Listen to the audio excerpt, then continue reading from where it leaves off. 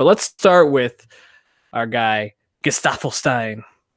Second album, Hyperion. Also weird. We're talking a couple weeks ago. I don't know how this happens. We talked about, I think, 3 or 4 artists that dropped their third album, and this week we're talking about 2 artists who dropped their second solo album, their sophomore solo albums. Strange. How about that? Serendipitous. What do you think of Gesaffelstein, though? Hyperion. Yeah, I haven't heard his first record, Elf, from 2013. I know he kind of became like a cult figure in the EDM scene around that time. I think a big part of that was because he kind of like stopped touring and just went radio silent around 2015, and everyone was just kind of hyped about the music he was making. This, synthy house music, I guess you could say, which is kind of going against the grain as like dubstep was hitting its peak at that time, right? So he just was like this like well-known guy, but only like for EDM heads. And then he comes back last year, produced or featured on 2 songs on the Weeknd surprise My Dear Melancholy EP, which is definitely like his most mainstream, effort yet. And then I think at the end of this past year, there were some teases. Oh, new album from Gesaffelstein, get ready. And then sure enough, we get this Hyperion record. Album cover is just all black. Kind of fits his aesthetic as like a mysterious figure. And I liked it quite a bit. I don't listen to a lot of electronic music straight up these days. Obviously, it's influenced the production of various other genres all the time, so it's not like you don't hear electronic music. But just straight up EDM album, I don't usually check too many of these out.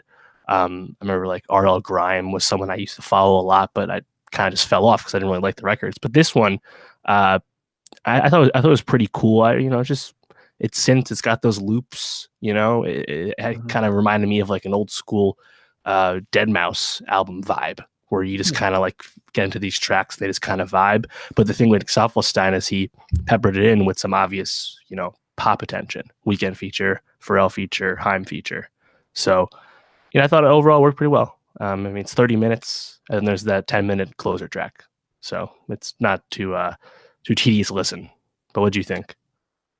So Gesaffelstein is interesting. I was like vaguely aware of who he was just because like California and what was the other one? That Trans was a really good one that he dropped. These songs were like big at the time. People were talking about, oh, he's the future of EDM. He's gonna be this huge name that's gonna be propelling the genre forward.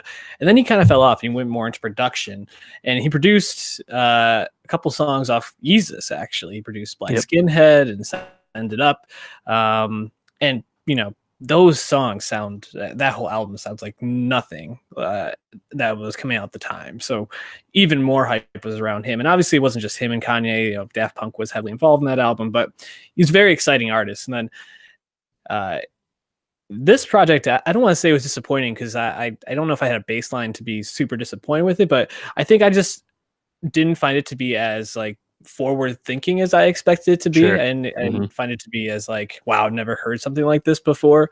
But I thought everything on there was real quality. The only song I didn't really like was the song with Haim.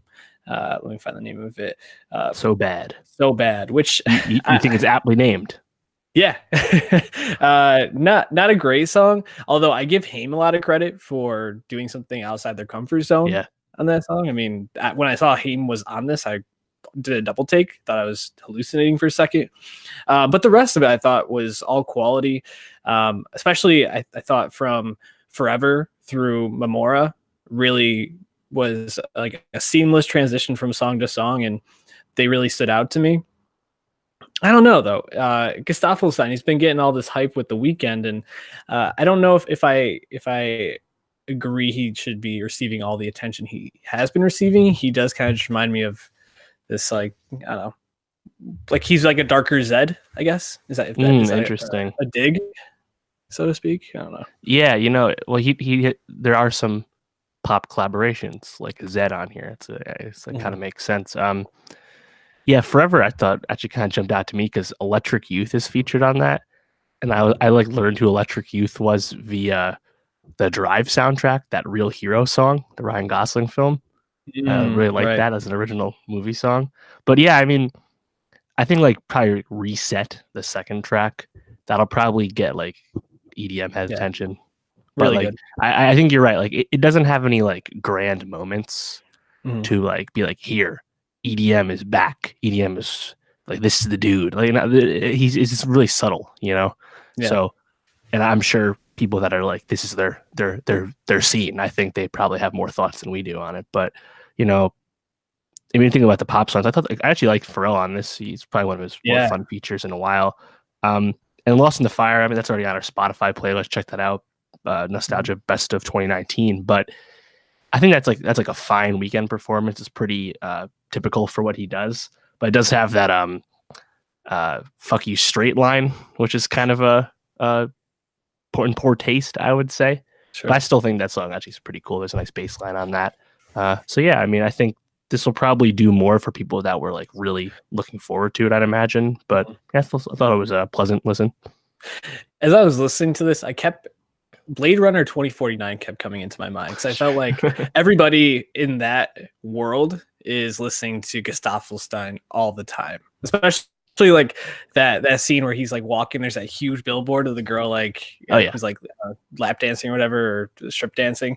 Um, that's the type of music that they play in those clubs. Like Gesaffelstein makes the soundtrack to the future for that. So Gesaffelstein I, is just Jared Leto in Blade 49. um, that's actually really funny to think about. Like, imagine if like Ryan Gosling like was like sitting there and he's like, "Listen to my house record," and just like This is started why playing you the went away Style. for years for this. Yeah. Man. No, I think people should check it out. Especially, he's going to be doing a lot of festivals this summer. So if you're Yeah. not aware of him, this is the time to be checking in.